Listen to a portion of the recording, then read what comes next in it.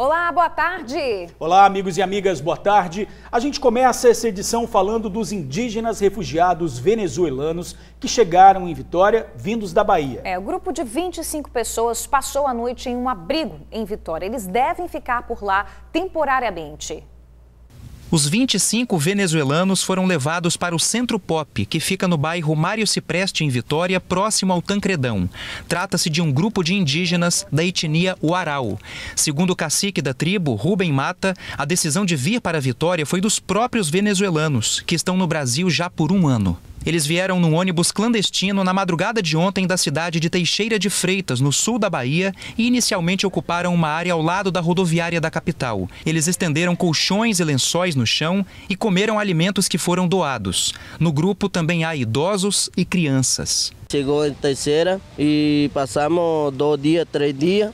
Dessa aí, já outra vez de novo chegou com a assistência social, a secretaria, e também falou, não temos para procurar, para ajudar a você, e não tem aluguel, não tem acolhimento, e você tem que levar a outra cidade, e Vitória, e lá é melhor para você.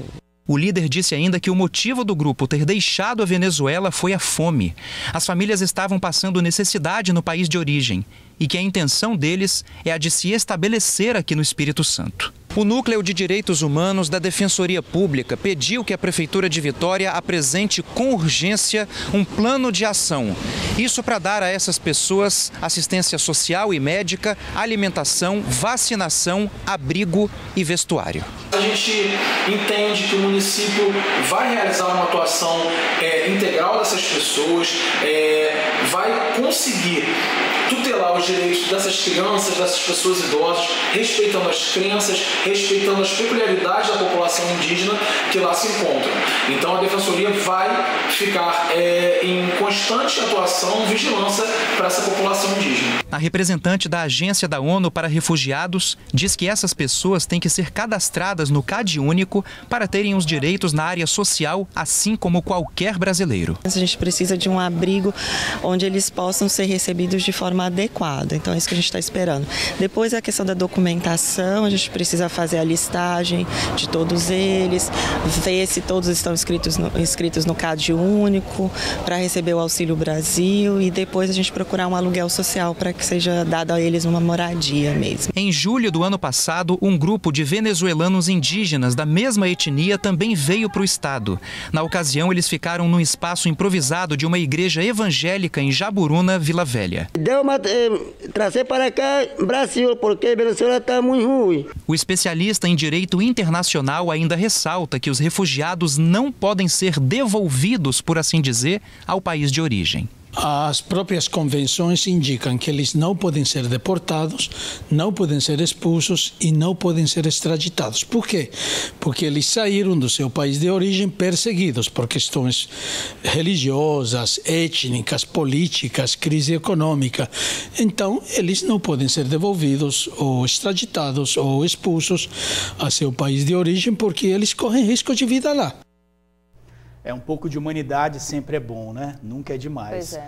A repórter Vanusa Santana está em frente ao Centro Pop, local onde essas famílias venezuelanas passaram aí a noite. Vanusa, esse caso comoveu a todos nós, comoveu os capixabas, claro. Há informação de que mais venezuelanos vão chegar aqui em Vitória ainda essa semana. Quantos são, Vanusa? Boa tarde para você. Ei, Bruna Maria, boa tarde para você, para o Georgia, para os nossos amigos do TN que nos acompanham de casa. Pelo menos 21 venezuelanos devem desembarcar em Vitória ainda essa semana. Pelo menos é o que afirma o cacique, né, que é o chefe da tribo, aí, o Uarau, que chegou ontem ao Espírito Santo, na capital Vitória, durante a madrugada. Eles contam que vieram em um ônibus clandestino, saíram de Teixeira de Freitas, chegaram aqui por volta de meia-noite, 1h da manhã, e ficaram a madrugada inteira ao relento, ali numa área próxima à rodoviária de Vitória. Ontem, no finalzinho da tarde, depois que a Defensoria Pública protocolou aí um pedido de providências à Prefeitura de Vitória. Eles foram sim transferidos, foram trazidos para onde eu estou agora. É o Centro Pop, é um abrigo da Prefeitura de Vitória que fica aqui próxima à rodoviária de Vitória, no bairro Mário Ciprestes, aqui ao lado do Parque Tancredão. Eles estão em uma sala de TV, todos juntos, como preconiza aí a cultura deles, eles não se separam de jeito nenhum e desde ontem estão sendo aí recebendo atendimento, foram alimentados, tomaram banho, todos os 25 estão nessa sala de televisão que fica aí onde o Alex está mostrando agora. Eles estão isolados, não querem ter contato, né, com os demais internos, com as pessoas que ficam aqui por uma condição cultural deles, né? Agora há pouco a gente teve a informação que duas crianças que fazem parte da tribo tiveram que receber atendimento médico. Elas amanheceram, uma com dor de dente e outra amanheceu vomitando e tendo diarreia. Então saíram daqui, né, de manhã e receberam atendimento num posto de saúde, uma unidade de saúde da Prefeitura de Vitória. Retornaram agora há pouco, a gente viu quando o cacique desembarcou com as duas crianças, é um menino e uma menina, que chegaram agora há pouco, já passam bem. E aí a gente conversou um pouquinho com ele. Ele, né, confirmou que realmente mais colegas, mais pessoas da tribo vão chegar essa semana ao Espírito Santo. São cerca de 21 pessoas que também estão na mesma condição, sem lugar para morar, sem emprego e sem condição nenhuma de se sustentar. E aí fica a pergunta para onde essas pessoas vão, né? Por enquanto, esse grupo permanece aqui no Centro Pop. Ainda não se tem a informação de quanto tempo mais é uma medida provisória. O alimento agora há pouco chegou, né, a alimentação deles, o almoço chegou, eles vão almoçar, mas ainda não sabe. E aí o cacique, como eu estava dizendo, disse que a grande esperança é que eles consigam um lugar definitivo para morar. E é claro, né, que todos estejam juntos, né? Essa história a gente começou a contar ontem aqui no TN. Essas pessoas chegaram de madrugada e assim, foi muito difícil, né, para todos. Vamos conferir. Muito difícil para todos, né? Inclusive para quem estava acompanhando de casa, que muito solidário, é claro, os nossos amigos do TN que ajudaram, sim, foram para lá, para a rodoviária, cada um ajudou como pôde, mas graças a Deus no finalzinho da tarde, aí sim a prefeitura fez aí a transferência dessas pessoas, muitas crianças, incluindo um bebê aí que nem nome ainda tem, né? Um bebê de 8 dias ontem, hoje já está com 9 dias, mas ele está quentinho lá dentro, já está sendo amamentado pela mãe. Volto com vocês aí no estúdio. Então só para a gente finalizar, né, por hora, quem quiser, quem puder levar a doação aí para esses venezuelanos, pode chegar aí no Centro Pop, entregar as doações, alimento, roupa, como é que está acontecendo? Isso mesmo. Eu conversei um pouquinho agora com um funcionário, ele disse o seguinte: a alimentação não tem necessidade, tá? Que eles estão sendo alimentados. Mas roupas, calçados, isso sim eles estão aceitando. Quem quiser pode chegar aqui na porta do Centro Pop, se identificar, dizer que veio para poder trazer a doação, que será muito bem-vinda aqui no Centro Pop. Só reforçando, Bruna Maria e George, o Centro Pop fica ao lado do Tancredão. Aqui é onde é o Sambão do Povo, todo mundo conhece, não vai ser difícil de chegar não, viu, Bruna Maria? Combinado, então, Vanusa. Obrigada aí pelas informações. Qualquer novidade, você volta aqui com a gente. Valeu, bom trabalho para você. Era o que a gente queria, né? Um término desse jeito, depois desse abandono ontem lá no rodoviário de Vitória. Agora lembrando que é provisório, né? Não é o local mais adequado para eles serem recebidos, né? A gente precisa ver aí para qual outro lugar esse grupo vai ficar também definitivamente. Gente, é o seguinte, vamos ver uma imagem impressionante. Vem aqui com a gente, olha no LED. É a imagem de uma queda de uma ciclista. Essa moça cai da bicicleta na descida do Morro do Moreno, em Vila Velha, gente.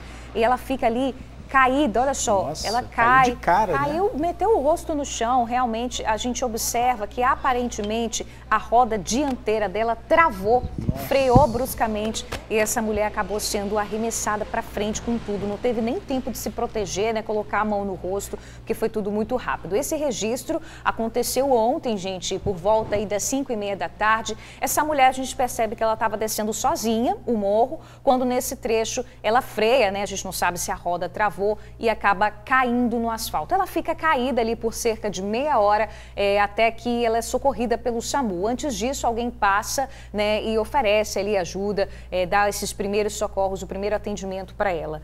Ela foi levada, a gente, para um hospital, mas a gente não teve acesso aí ao estado de saúde dessa mulher. Agora, é o seguinte, antes disso, câmeras flagraram também o momento em que ela estava andando, ela estava dando voltas aí. Não é essa imagem aí agora não, essa imagem que a gente vai ver, na verdade, é de outro caso que aconteceu recentemente também no Morro do Moreno. Aí sim, gente, a imagem dela andando de bicicleta antes desse acidente acontecer. Ela estava dando voltas ali, praticando exercício, como muitos ciclistas fazem na região do Morro do Moreno. Esse registro foi feito instantes antes dela cair, aí como a gente vê nessa imagem. Que imagem impressionante, muito, né? gente, ela realmente se machucou bastante. Agora sim, a gente volta ali naquela outra imagem, que a gente relembra um outro caso que aconteceu recentemente, né? Um adolescente de 15 anos que não conseguiu frear, estava descendo a ladeira em alta velocidade e bateu em um muro. Esse adolescente teve ferimentos graves, ficou 22 dias internado e precisou passar por 2 cirurgias. Olha a velocidade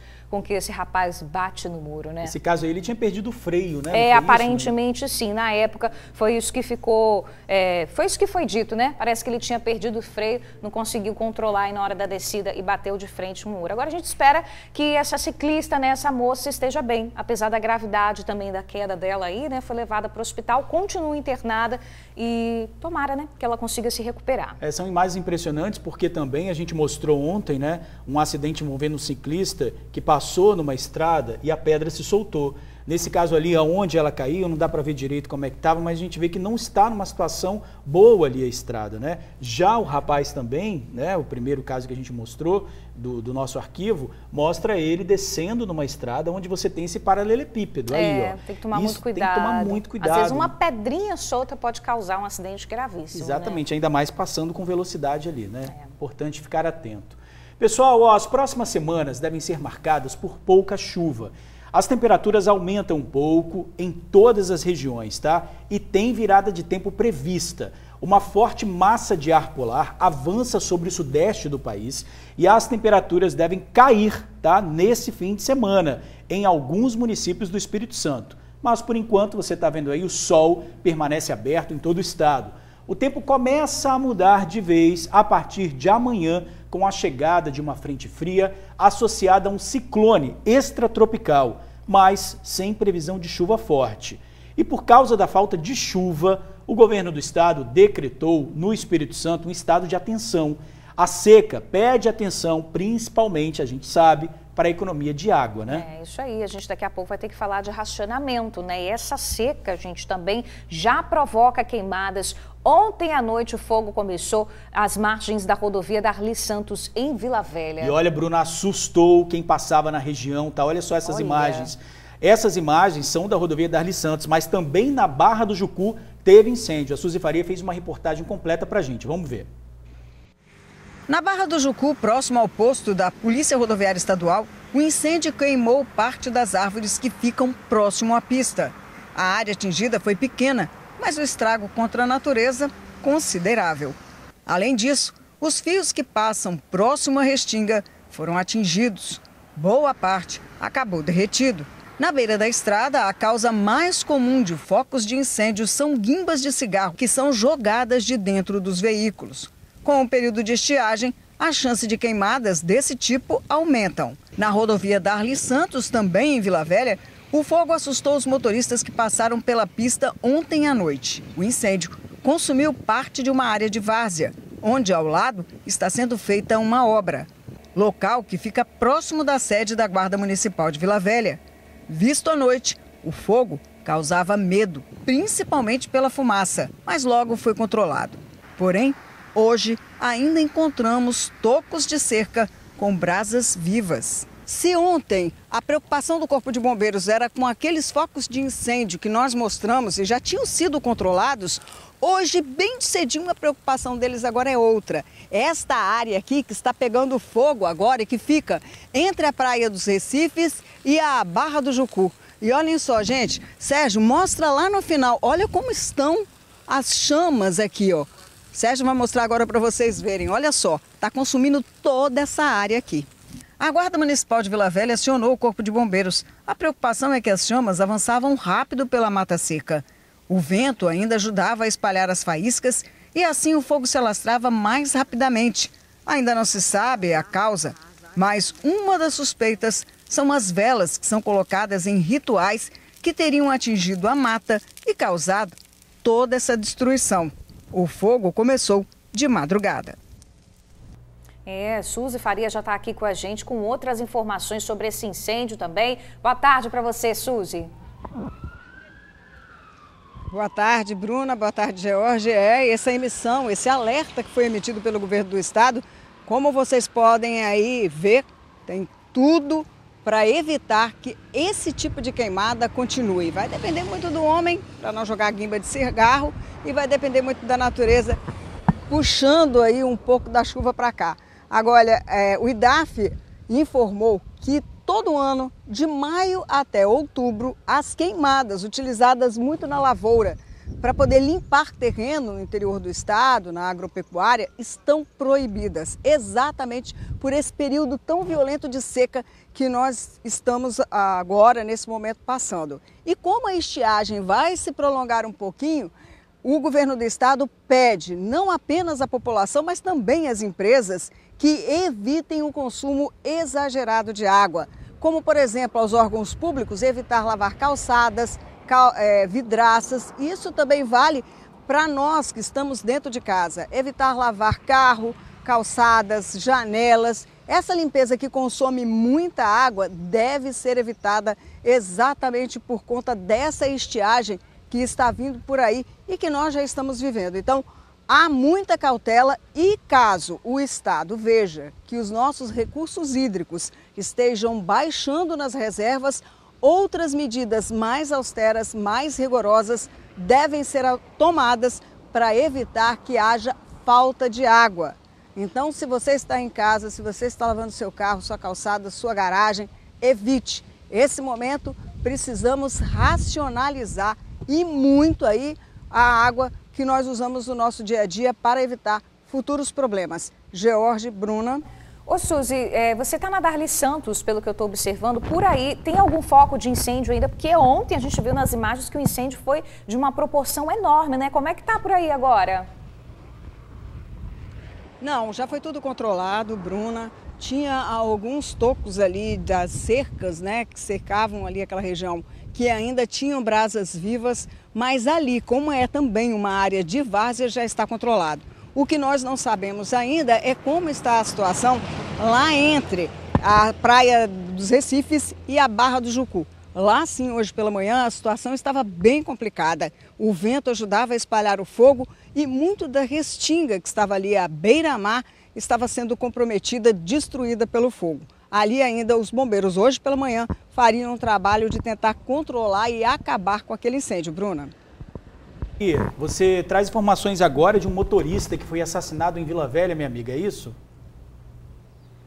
Isso mesmo, George. Aconteceu hoje pela manhã. Agora há pouco, o motorista estava caminhando pela rua ali de Dom João Batista junto com a esposa dele, que está grávida, e foi atingido por diversos disparos. Não resistiu aos ferimentos e morreu na hora. A mulher que estava com ele acabou sendo socorrida, mas não foi baleado. O nome da vítima é David da Silva Melo. Ele tem 33 anos de idade. E já foi retirado o corpo de lá, a polícia já esteve no local, já fez a perícia e também os investigadores de Vila Velha já começaram as investigações para saber qual teria sido o motivo e também o autor dessa morte que aconteceu agora há pouco. George, Bruna. Valeu, Suzy Faria. Obrigado aí pelas suas informações.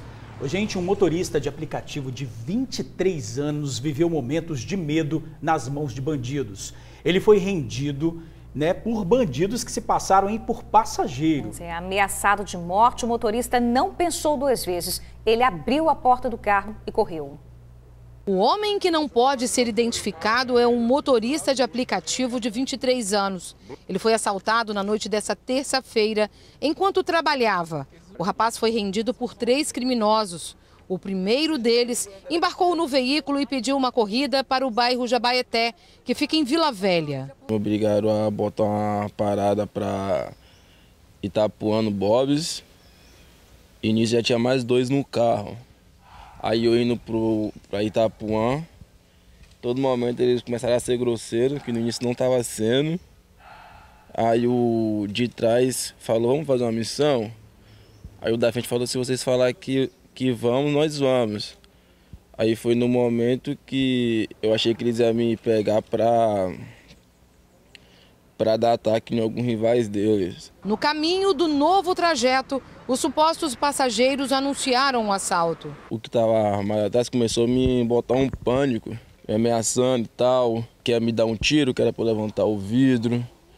Aí eu peguei e falei que não ia levantar o vidro. Ele falou, rapaz, você quer morrer? Levanta esse vidro logo que não vai te acontecer nada não, só vão te roubar só e vão te liberar. Aí eu pedia para eles me deixar ali no local e ir embora com o meu carro. O motorista já chegava no destino final, aqui na praia de Taparica, quando ele se viu obrigado a parar em um semáforo. Ele aproveitou a parada, abriu a porta do carro e saiu correndo. Os bandidos ficaram para trás e fugiram no carro dele. Ele conseguiu avisar a polícia militar, que pouco tempo depois viu o carro ainda com os criminosos dentro. Teve perseguição e tiros. Os 3 bandidos desceram do veículo e fugiram em direção à areia da praia. As viaturas acionaram, outras viaturas, um pedido de apoio, vieram, fizeram o cerco e conseguiram deter os 3 elementos, Eles estavam com um simulacro de arma de fogo, o celular da vítima tinha sido jogado no mar e recuperado também o relógio. Pessoal, vamos falar agora de infodemia. Já ouviu falar nessa palavra? Nunca tinha ouvido falar. Sabe por quê? É uma espécie de epidemia, mas de informações. É o excesso de dados e assuntos que chegam a todo momento. É um fenômeno que, com a popularização da internet, só cresceu, Os efeitos dessa enxurrada de mensagens e notícias, que muitas vezes são falsas, causam um estresse danado e vira gatilho para as doenças mentais.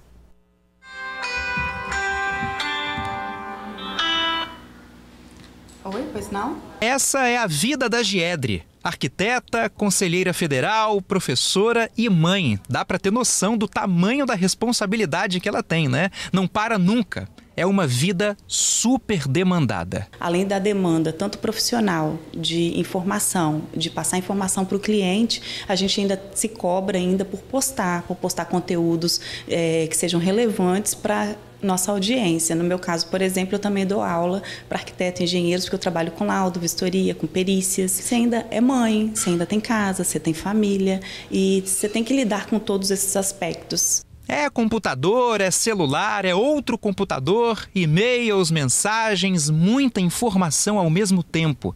Fora quando ela navega na internet para dar uma relaxada, mas por continuar de frente para uma tela, acaba não relaxando coisa nenhuma. Às vezes aquele horário de descanso vira aquele momento de rolar a tela mesmo e a gente considera isso como descanso, mas eu acredito que não seja. Eu acho que o momento de descanso tem que ser completamente livre de toda essa parte de tecnologia. Giedre representa muitas pessoas que estão expostas a um volume muito grande de informações. E isso tem nome, viu? Infodemia. Pois é como se vivêssemos uma epidemia de informações. Televisão, internet e celular. É tanta fonte de informação que a gente fica até perdido, Fica difícil da gente decidir as coisas. Inclusive, esse é um dos primeiros sintomas da infodemia. A dificuldade de tomar decisões, a dificuldade de escolher as coisas. Depois o quadro pode se agravar para coisas mais graves, por exemplo, depressão, ansiedade e até pânico. Esse termo surgiu há uns 20 anos mais ou menos, mas durante a pandemia da Covid a situação piorou bastante. Essa neuropsicóloga faz o alerta. Estamos sendo invadidos por informações que tiram nossa paz o tempo todo, que criam situações de ansiedade, de estresse e criam de maneira muito sutil, porque elas vão acumulando informação e as pessoas vão dedicando muito tempo para essas informações. E elas não buscam muito selecionar as informações que estão chegando até elas. Para diminuir os efeitos da infodemia, é preciso controlar o tempo. O tempo que você tem para o trabalho, o tempo que você tem para a internet e o tempo que você tem que ter para relaxar dessas coisas. Elas precisam adquirir ajuda na hora que elas estão passando por algum tipo de problema, seja médico, psíquico, tá? Elas precisam também adquirir meios de descansar um pouco dessa rede social. Então, elas não devem passar um dia inteiro ligado em mídia, ligado em rede social. A gente precisa entender até que ponto a gente consegue se manter antenado sem que isso cause prejuízo na gente. Ou seja, até que ponto eu consigo saber o que está acontecendo, consigo me antenar de forma a trazer vantagem, saber como proteger, saber o que entender, aquela informação vai ser útil ou não para a gente. Então, entender esses conceitos é importante justamente para a gente conseguir processar o que está acontecendo com a gente. É importante a gente colocar cada coisinha no seu devido lugar. E é isso que a Giedre está fazendo, para dar conta de tudo o que precisa, inclusive descansar. Comecei a meditar um pouco de manhã, uns 10 minutos, para dar uma limpada. E aquela rotina também de autocuidado, né? De incluir autocuidado para você, às vezes uma caminhada no calçadão, por um tempo curto que você tenha, uma ida na academia, dar uma oxigenada, deixar telefone. Não é fácil, porque existe uma demanda toda em volta, mas a gente tem que se organizar com isso.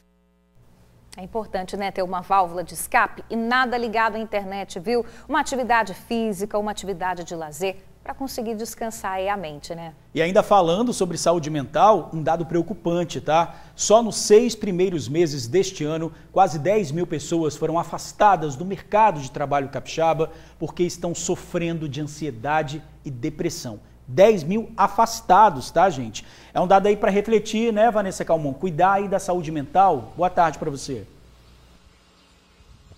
Exatamente, né, George? Muito boa tarde para você, para a Bruna, para todo mundo que nos acompanha de casa. A ansiedade e a depressão não necessariamente elas são causadas pelo ambiente de trabalho, né? Não necessariamente o gatilho está no ambiente de trabalho, mas certamente, já comprovado em dados, a ansiedade e a depressão são as maiores causadoras do afastamento do trabalho.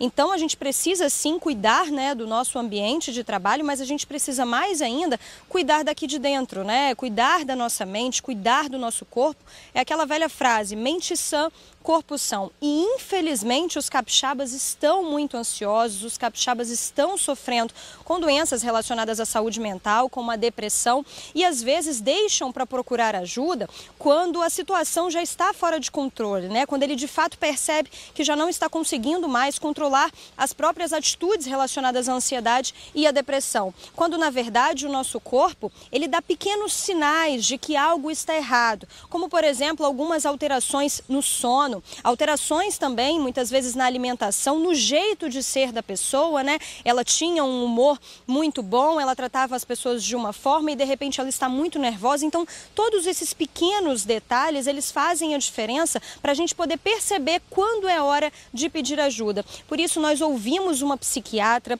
nós ouvimos também uma pessoa que está afastada, né, do trabalho por conta de ansiedade e de depressão, e a gente preparou uma reportagem. Vamos assistir. A Sumica está afastada do trabalho há 6 meses. Ela foi diagnosticada com ansiedade e depressão. Sumica é professora da educação infantil, tem 46 anos, uma vida dedicada a ensinar crianças. Mais de 3 anos para cá, começou a notar alterações na rotina, no sono, no psicológico. Você começa a ter pressão alta, a fadiga, a insônia, a palpitação, né? Eu me lembro, né, em um certo momento em que eu tinha crises de choro incontroláveis, né, até que me levou aí à unidade de saúde, né? Chego na unidade de saúde e prontamente a unidade me acolhe naquela tarde e o médico, você teve Covid há pouco tempo, sim, então você tem esse disparador, né? Você nesse momento está vivendo a síndrome pós-Covid. O gatilho para as doenças de fato foi a Covid. Nós vivemos esse tempo de pandemia com muitas tensões, principalmente na questão psicológica, né? Com necessidade de acompanhar tanto o nosso trabalho quanto também entender a rotina até do que acontecia na casa dos nossos estudantes, das nossas crianças, né? Só nos 6 primeiros meses deste ano, pelo menos 9.500 pessoas foram afastadas do trabalho no Espírito Santo por conta de depressão e ansiedade. Os números foram divulgados pelo Ministério do Trabalho e da Previdência e trazem à tona uma questão que já vinha sendo muito discutida na classe médica, a de doenças psiquiátricas como as principais causas do afastamento do trabalho. Já se falava que em 2020 nós teríamos a causa psiquiátrica como a maior causa de afastamento até no mundo, tá? Isso não é exclusividade nossa, infelizmente.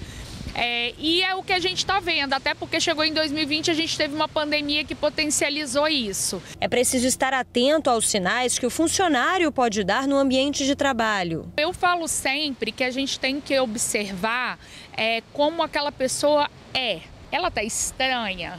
Ela está diferente? Poxa, aquela pessoa é sempre na dela, super tranquila. De repente ela começou a dar resposta no chefe, dar resposta num colega, ou aquela pessoa é sempre extrovertida, ela ficou quieta. Então isso serve para tudo na vida relacionado às doenças psiquiátricas. Procurar ajuda de forma precoce, antes que a doença se instale, é fundamental para diminuir os afastamentos. Quanto mais cedo procurar, melhor. Então, assim, algumas coisas que acontecem antes das outras. Sono. Padrão de sono mudou. Então, a pessoa que dorme mal, ela com certeza vai ter algum problema. Seja psiquiátrico ou seja físico, porque o corpo ele precisa daquelas horas de sono. Então, começou a perceber que não está dormindo bem, e dormir bem, gente, é dormir sem remédio, tá? Não, estou dormindo super bem, estou tomando remédio. Não, dormir sem remédio. Então, não está dormindo bem, procure um médico psiquiatra. Se de fato o médico achar necessário, o funcionário está respaldado. O empregado que esteja acometido com essa doença, a depressão, ele pode sim ser afastado do seu trabalho. Isso deve ser feito, analisado, na verdade, de forma individual. E para que o empregado consiga esse afastamento pela Previdência Social, ele precisa ter um laudo médico que ateste a sua depressão. Com base neste laudo, ele vai passar por uma perícia do INSS e essa perícia vai efetivamente verificar se ele está apto ou não a trabalhar. Se ele der pela inaptidão, ele poderá ser afastado. Não há tempo mínimo nem máximo, porque isso vai de acordo com o grau de depressão, com o grau do que esse trabalhador está sofrendo. Pois é, né, gente? O afastamento do trabalho é só uma das formas, né, da pessoa realmente conseguir aderir aí ao tratamento para melhorar, né, para passar de fato a ansiedade e para ser curado também da depressão. A médica psiquiatra estava explicando para a gente que a necessidade, né, quando há necessidade de afastamento do trabalho, consequentemente também há necessidade do afastamento de outras atividades. Isso para que a pessoa possa entender junto com o médico qual é o gatilho, né, o que de fato está gerando, o que gerou aquela doença, né, seja a ansiedade ou a depressão. E é por isso que a gente reforça, então, a médica falou dos sinais, né, que nem sempre eles aparecem já de forma, né, abrupta, nem sempre a pessoa já está dentro de um quarto e não quer sair. Ele começa de forma pequena, né? Ele começa com um incômodo, ele começa com um sono, uma noite de sono que você não consegue mais dormir, precisa de remédio, começa com uma mudança no comportamento e isso vai ficando cada vez mais frequente. Então é importante que a própria pessoa, né, que a gente tenha aí noção de como a gente é, do nosso corpo, de como a gente funciona, para que a gente possa detectar esses pequenos, né, essas pequenas coisas para que a gente possa buscar ajuda muito antes de ser necessário um afastamento, né, George, Bruna? Exatamente, né? Detectar aí de forma precoce para fazer um tratamento mais rápido, sem precisar se afastar aí do trabalho. Isso aí. Porque a socialização no trabalho é importante também. Vanessa Calmon, obrigado aí pelas suas informações. Hoje a gente teve perseguição na Serra, roda só essas imagens aí, né? Que a Guarda Municipal aí, o grupo do agente Dias, começou uma perseguição, eles viram um carro em situação suspeita, começaram essa perseguição, já tinham acionado uma outra viatura que mais à frente vai parar esse veículo. Aí, ó, você tá vendo a viatura aí na frente, os agentes saíram, foram atrás, já armados, era um carro em situação suspeita, dentro do carro encontraram uma arma, Olha pessoal. aí, ó. Uma arma com munições, olha só, ele vai mostrar as munições aí dentro da arma e abordaram também o motorista. Vamos ouvir o que ele tá falando, sobe o som. Bota o braço pra trás, bota o braço pra trás. Não, mano, calma não. O senhor tá preso em flagrante por porte ilegal de arma. Seus direitos vão ser mantidos. Olha só, o senhor tem direito de permanecer em silêncio, tá? Tem direito a advogado. Então, quanto mais o senhor colaborar agora, melhor, tá bom? Tava tranquilo, né? Falou que estava tranquilo, só não explicou porque que estava com a arma lá no carro, né? Agora tem uma curiosidade também, né? Dessa situação, Jorge. Dentro do carro tinha um botão do carro desse homem que simulava o barulho de uma sirene. É isso mesmo? Isso mesmo, vamos ver. Aí, pessoal, abordagem veículo, ó. Sirene, como se fosse viatura. Aí você abre aqui dentro. Escondido, ó. Aqui ela tá fria porque a gente já tinha localizado ela. Mas estava municiada dentro do compartimento aí. Pois é, esse motorista aí, né, ele se apresentou como um eletricista. Esse motorista já tinha uma passagem na polícia. Além disso, ele foi autuado por posse ilegal de arma. Ele não tinha, né, porque está com aquela arma, não tinha autorização para estar com essa arma e foi preso aí, né, lá na delegacia. Agora, se essa moda pega, hein, quer dizer, se eu tô na frente do carro dele e escuto o barulho da sirene, eu já saio logo na frente, né? Você acha que é um carro, uma viatura descaracterizada, você vai saber? Olha que coisa. Com uma arma ainda, né? Você pode sair apontando a arma com barulho e você passa facilmente ali por um policial. Tem que resolver essa situação.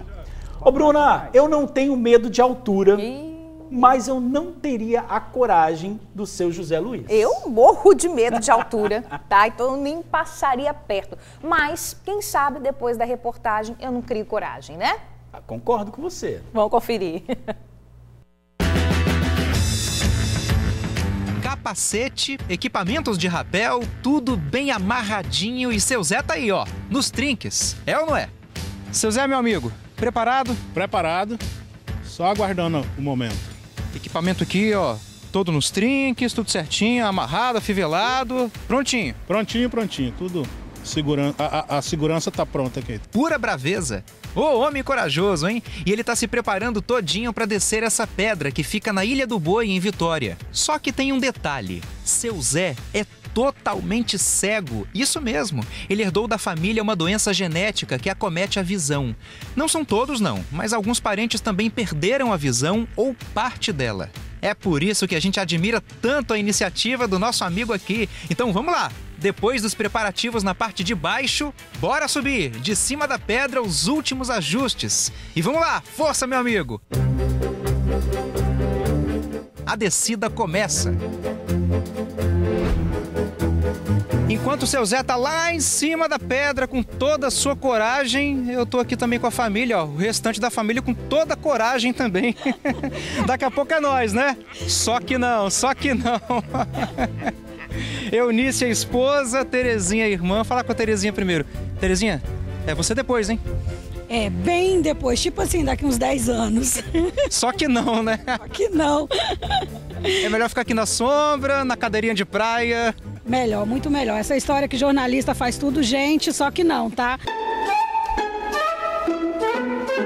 Luciano tá aqui e não tá com coragem também de subir, não. Ó, Luciano Rossetti e a altura não combinam muito, não. Né, Eunice? Vai também lá. É verdade. Eu não tenho coragem. Tem não? Tem coragem não? A coragem do maridão não passou pra senhora, não? Não, pra mim não passou, não. O garoto tá lá, tá quase chegando ali, ó, quase chegando. O seu Zé tá descendo aqui, enquanto a gente tá curtindo uma sombrinha, um ventinho fresco. Olhando para cima rapidinho, o seu José tá quase chegando. Enquanto ele vai descendo, a gente vai papeando aqui embaixo, né? Enquanto ele tá lá, a gente tá dando um apoio psicológico, uma força moral aqui embaixo. Depois de uns 3 minutos, nosso amigo chega inteiro, são e salvo, graças a Deus. É, seu Zé. Opa. A gente tava assistindo o senhor ali agora há pouco, com toda a coragem. Tem que ter um pouquinho de coragem de vez em quando, né? Tem que ter coragem, igual eu. Fazer alguma coisa que a gente quando olha lá de cima, vê nada aqui embaixo, mas a gente vai tranquilo. Entendeu? Tá tudo dominado. Tudo dominado, pode descer que tá tranquilo.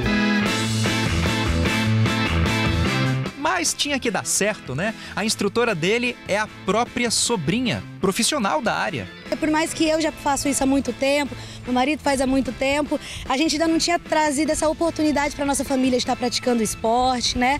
E quando a gente trouxe todo mundo, que inicialmente era uma ação infantil, a gente trouxe as crianças da família, aquele monte de criança descendo, e meu tio falou, eu vou descer. Falei assim, então vamos, que a gente tem certeza que o senhor consegue. E ajudamos, levamos ele até lá em cima e surpreendeu a gente, tá? E aí, meu amigo, pronto pra outra? Tô esperando agora que alguém que me chame pra pular de paraquedas ou de asa delta, e eu tô dentro. Pronto pra outra? Pronto pra outra.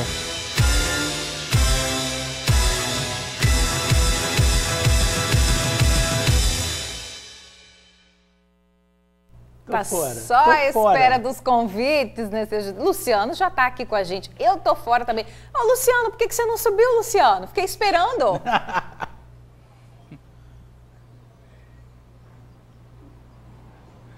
Pois é, meu amigo. Ó, como eu disse na reportagem, né? Luciano Rosete e altura não combinam não, viu?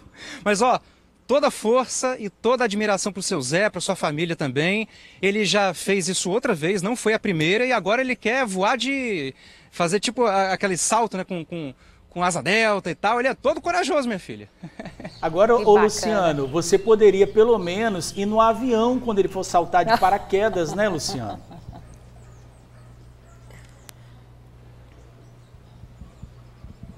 Ó, de avião...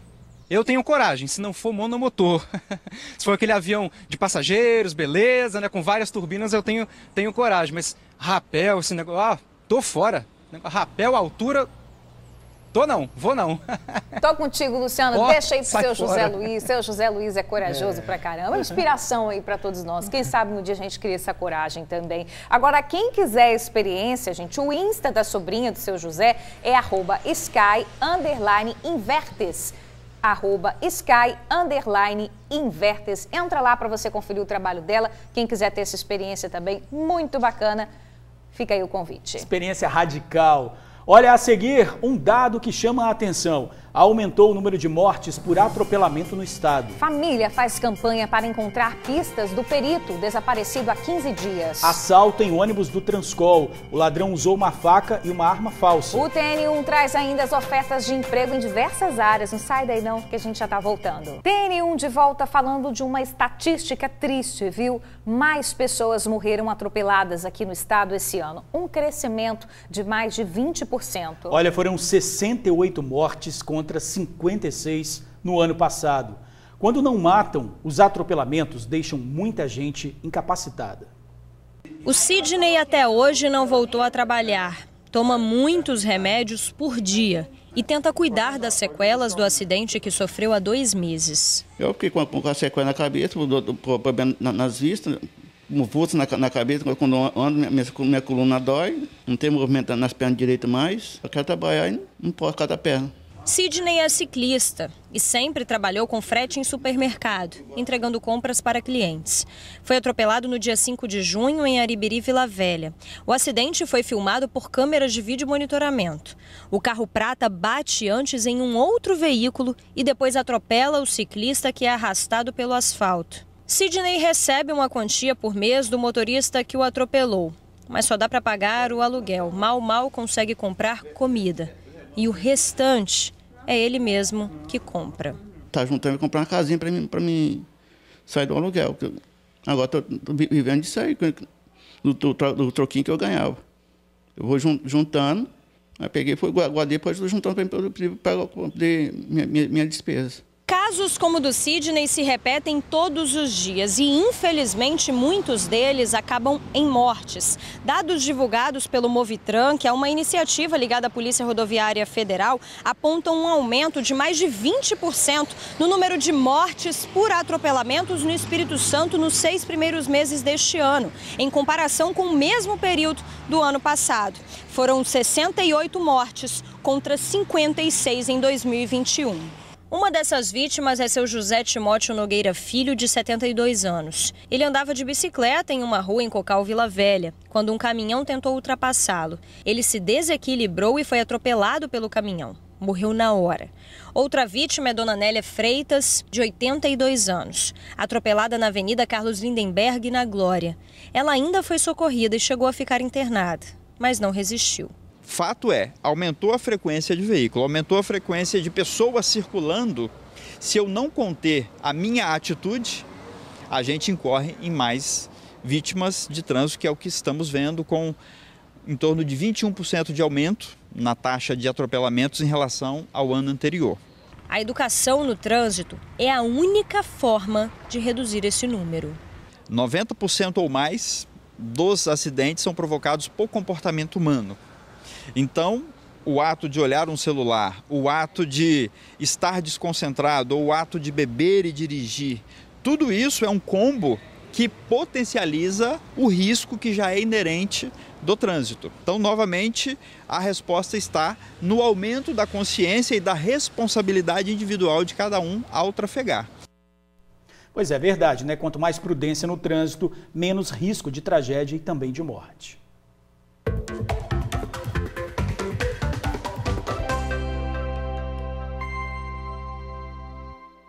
Cine da Serra tem 300 vagas, operador de caixa, auxiliar de lavanderia, ajudante de cozinha, atendente de lanchonete, costureira e outras oportunidades por lá também. Acesse maisemprego.serra.es.gov.br. Já o Cine de Vitória tem 238 vagas, pintor industrial, motofretista, oficial de manutenção predial, operador de telemarketing, camareira de hotel e outras vagas por lá também. trabalhavix.vitoria.es.gov.br é o endereço para você ver todos os detalhes. Olha, não tá fácil depender do transporte público, né? Ônibus cheio, importunação sexual e assaltos.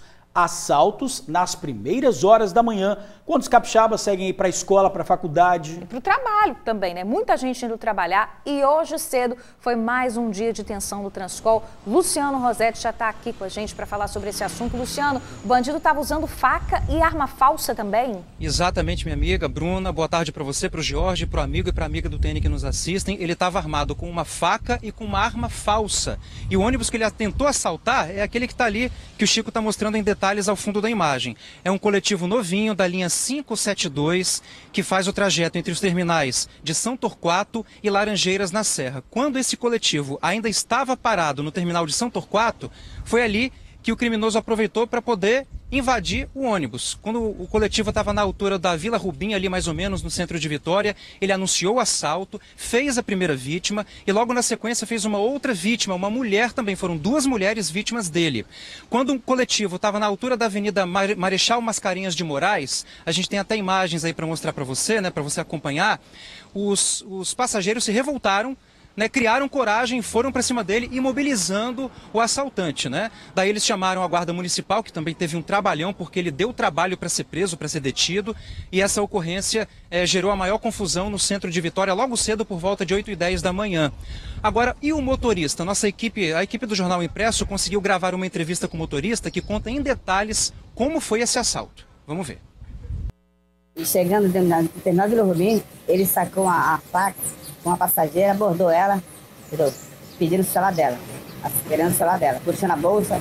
E essa passageira desceu, quietinha, não avisou nada a ninguém, entendeu? E deixou a gente prosseguir viagem pra frente. Ela desceu na Vila Rubim. E chegando em frente ao Boaz, esse rapaz abordou outra passageira, com uma arma, entendeu? E com a faca, metendo a faca também. E essa passageira gritou, dando um alarme que o rapaz estava armado no ônibus. Imediatamente o ônibus foi parado, entendeu? Abriram as portas e os passageiros saíram correndo, senhora, mulher grávida, criança, entendeu? As pessoas que tinham? Tinha mais ou menos mais de 100 pessoas no coletivo.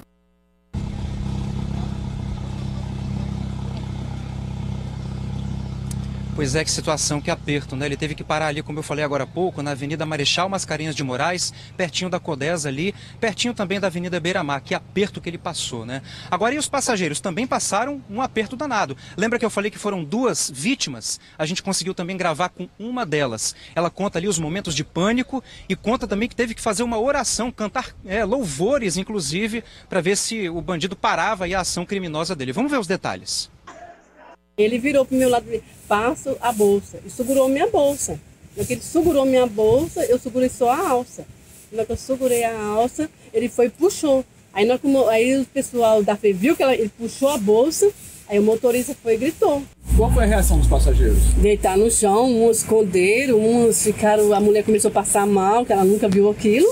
Começou a passar mal e eu fui acudir ela com água, e isso ali embaixo, pelejando, eu consegui tomar os trem dele. Mas ele não queria soltar a bolsa de jeito nenhum, porque a bolsa que estava com a faca e o revólver, nem simplesmente eu consegui pegar aquele revólver dele. Pois é, que situação, que aperto também que ela passou, né? Agora, a Guarda Municipal, como a gente mostrou nas imagens agora há pouco, teve muita dificuldade para imobilizar e fazer a detenção desse suspeito. Inclusive, ele deu um nome falso quando chegou na Delegacia Regional de Vitória. Vamos ver aí, a gente gravou uma entrevista com o inspetor que deu os detalhes. Inspetor Fonseca, vamos ver. A informação que a gente teve preliminarmente foi que ele tentou cometer um assalto ainda na saída ali do terminal de Santo Torquato, na região das 5 Pontes. Ali ele tentou fazer uma vítima, uma jovem, que não teve êxito nesse assalto, e ela desceu do ônibus na Vila Rubim e sinalizou para os demais passageiros que tinha passado por uma tentativa de assalto. O ônibus seguiu viagem. E ele tentou ainda, dentro do coletivo suspeito, tentou fazer uma nova vítima. Nesse instante, essa mulher, que foi uma vítima dele naquele instante ali, sinalizou para os outros passageiros que estava sofrendo uma tentativa de assalto. E aí os passageiros sinalizaram para o motorista e, enfim, causou um tumulto dentro do ônibus. O ônibus veio a parar e eles desceram. E o homem parece que tentou fugir ali, eles partiram para tentar dominar o indivíduo e acionar a Guarda Municipal, que chegou minutos depois. A gente conseguiu dominá-lo, né? E até então ele percebeu que se tratava da autoridade policial, e ele até disse aqui na delegacia que ficou mais tranquilo com a nossa presença, porque os passageiros parece que estavam tentando agredi-lo, né? E a gente chegou para dominar e fazer os devidos encaminhamentos. Pois é, e quando ele chegou aqui na Delegacia Regional de Vitória, ainda deu um nome falso para a polícia, mas a guarda conseguiu levantar os registros e descobriu o nome verdadeiro dele, que seria Peter, de acordo com o inspetor Fonseca, que gravou entrevista para a gente agora há pouco, contando essa situação, né? Agora que aperto, né, Jorge e Bruna? E amigo do TN que depende, né, de transporte coletivo. Você está indo para o trabalho, indo para uma consulta médica, estudar, fazer qualquer coisa na cidade, e você é abordado dessa forma, 8 horas da manhã, por volta de 8 horas da manhã, essa confusão danada, né? Ninguém merece. Mas, graças a Deus e à Guarda Municipal, ele está agora preso aqui no DPJ, né, na Delegacia Regional de Vitória. Volto com vocês. A gente lembra aí que tanto o motorista quanto os passageiros correram um risco danado aí reagindo assim. Ainda bem que a guarda chegou rapidamente, conseguiu agir, mas ele estava armado com uma faca, né? Agora você vê que eram mais de 100 pessoas dentro desse ônibus, né, do ônibus articulado. E você vê que a primeira passageira que foi assaltada, ela ficou tão desnorteada que ela saiu sem falar nada. Ela abandonou o ônibus, saltou do ônibus, foi assaltada, e ele continuou a ação dentro do coletivo. Pois é, olha a audácia, né? Que audácia. Muita audácia. Tá aí, agora tá na cadeia. Gente, Luciano, obrigada aí pelas informações, meu amigo. Muito obrigada. Agora aqui na câmera 1, Luísa Dayer tem um recado pra gente. Prepare a sua casa para torcer junto com a Casa do Serralheiro. As ofertas já estão em campo. Confere aqui na tela comigo. Chapa inox por apenas R$ 189 a peça. Coluna pronta, R$ 69,90 a peça. Telha termoacústica, R$ 69,90 o metro quadrado. E tem muito mais, viu? Você já sabe, a Casa do Serralheiro é o maior shopping de aço do Brasil, com uma grande variedade de produtos e só aço de qualidade. Além da entrega mais rápida do estado, o atendimento por aqui é VIP. Recebemos o seu projeto e, junto com os nossos especialistas, recomendamos o melhor custo-benefício. A Casa do Serralheiro joga junto com você e veste a camisa da economia. Estamos na Serra, Campo Grande, Santa Maria de Etibá, Linhares, São Mateus e agora em Vila Velha. Pode ligar, queremos atender você, 3226-8045. Casa do Serralheiro, a gente se envolve de verdade. Valeu, Luísa. Olha, quase 15 dias de um desaparecimento que virou aí um mistério, né? A família faz uma campanha em busca de pistas do perito da Polícia Civil, Celso Marvila. O carro dele foi queimado numa estrada de Vila Velha, mas onde estaria o perito? É a resposta que os parentes se fazem. Veja na reportagem. A família continua muito apreensiva e abalada, por isso não quis gravar entrevista. Mas o diretor de comunicação do Sindicato dos Policiais Civis diz que as buscas seguem de modo incansável. Esse é um momento de muita angústia, né? Muito sofrimento, mas nós temos nos empenhado, né? Tanto o Sindipol buscando informações com essa campanha, quanto a instituição Polícia Civil, com algumas equipes já bastante envolvidas com o processo. E nós cremos que chegaremos aí ao final com a conclusão aí de que realmente do que aconteceu. No local onde o carro foi encontrado, vemos o que restou do veículo do perito. Pneus queimados e estilhaços de vidro espalhados na estrada. Uma história que chama a atenção pelo mistério. Quem fez isso? E por qual motivo? Perguntas que até agora estão sem resposta. Celso desapareceu no início da noite do dia 3 de agosto. O veículo dele, uma caminhonete, foi encontrado aqui, nesse trecho da estrada de chão, aqui na zona rural de Xuri, em Vila Velha. Veículo avaliado em R$300 mil. Para esse caso, a polícia adotou 3 linhas de investigação. Só que nenhuma dessas linhas vai ser divulgada para não atrapalhar o trabalho dos investigadores. A polícia já tem algumas informações, tem trabalhado com 3 linhas de investigações, né? E que a gente não pode citar para não atrapalhar o curso da investigação. Porém, essas 3 linhas estão sendo bastante investigadas, né? Inclusive, queremos agradecer o envolvimento tanto da Polícia Militar, as guardas municipais de Cariacica, de Vila Velha, as instituições de segurança de uma forma geral que têm apoiado para a gente chegar à solução desse caso. No dia do desaparecimento, ele chegou a falar com um conhecido. Celso trabalhou por 42 anos como perito da Polícia Civil. Se aposentou em março de 2020 e atua como presidente do Jockey Clube do Espírito Santo há 1 ano. Todas as denúncias que chegam estão sendo apuradas e muitas delas têm nos ajudado bastante e dessa forma estamos caminhando para chegar ao nosso objetivo. Celso Marvila é uma pessoa muito querida, né? Dedicou 42 anos de sua vida para a instituição Polícia Civil. Uma atuação pacífica e companheira, junto com os demais colegas. Daí o envolvimento de tanto policiais para poder buscar a solução, para saber o que aconteceu com o nosso colega. Que angústia, né, gente? Para os amigos e parentes. Informações sobre o caso podem ser repassadas à polícia pelo 181. Quarta-feira, 17 de agosto. Veja os destaques do jornal A Tribuna. 21 professores investigados por assédio sexual a estudantes.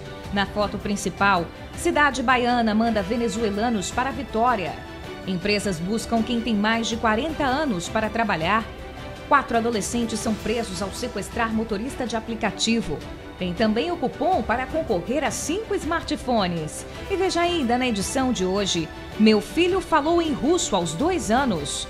5G começa a funcionar em Vitória na segunda. E preocupação aumenta com falta de chuva. Meio-dia, 58 minutos. No retorno do TN1, motoristas capixabas falam sobre a redução no preço da gasolina. E você, já abasteceu com desconto? A gente volta rapidinho.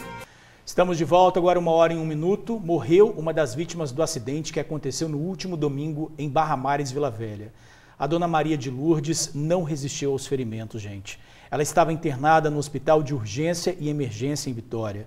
Ela e outras 3 pessoas saíam de um culto da igreja quando foram surpreendidas por um carro em alta velocidade. O motorista fugiu sem prestar socorro e ainda está desaparecido, né? Exatamente. Quem tiver informações, liga aí para a polícia 181. Essa imagem é impressionante, muito triste. Que tristeza. E a gente falando agora justamente desse aumento, né, de atropelamentos aqui no estado. Responsabilidade também para os motoristas dirigir com mais prudência e com mais atenção. Olha, agora a gente fala de mais uma redução no preço da gasolina. É a terceira em menos de um mês. O valor do litro, que teve queda de 18 centavos, já está valendo nas bombas. O Renan vigia os preços da gasolina, pois enche o tanque toda semana. Quanto menor, melhor pra gente, né, que é consumidor. Eu trabalho muito, né, viagem para todo o estado, então estou sempre completando, então acho que vale a pena aproveitar, o preço tá bom, né? Para a Lélia, a redução deveria ter vindo bem antes. É mais que justo. Hoje, além de gastar muito para trabalhar, é uma forma de conseguir cumprir os compromissos que a gente tem. A redução do valor da gasolina foi de 4,85%. Isso representa 18 centavos a menos no litro vendido na bomba. O anúncio foi feito pela Petrobras nesta segunda-feira. O litro do diesel também caiu 22 centavos. Neste posto, a redução ainda não está sendo aplicada, mas já animou os motoristas. Está melhor do que estava antes, né? Que estava quase os R$8, agora já caiu bastante. Já dá pelo menos para pensar em andar de carro agora. Este ano teve motorista que chegou a pagar R$8 pelo litro de gasolina. Esta é a segunda redução em menos de um mês, mas o preço poderia ser ainda melhor. Mesmo com essa redução, esse valor ainda está muito longe do que deveria ser o preço justo para a população, pois a Petrobras ela é obrigada a seguir os preços de importação. É uma política do governo federal que acaba obrigando a Petrobras a beneficiar os importadores. Reduziu, mas dá para reduzir mais, né? Muito mais. Pra gente ficar mais feliz. Ó, encerrando o TN1. Beijo para vocês, até amanhã. Valeu, hein? gente. Um abraço. Obrigado pela companhia.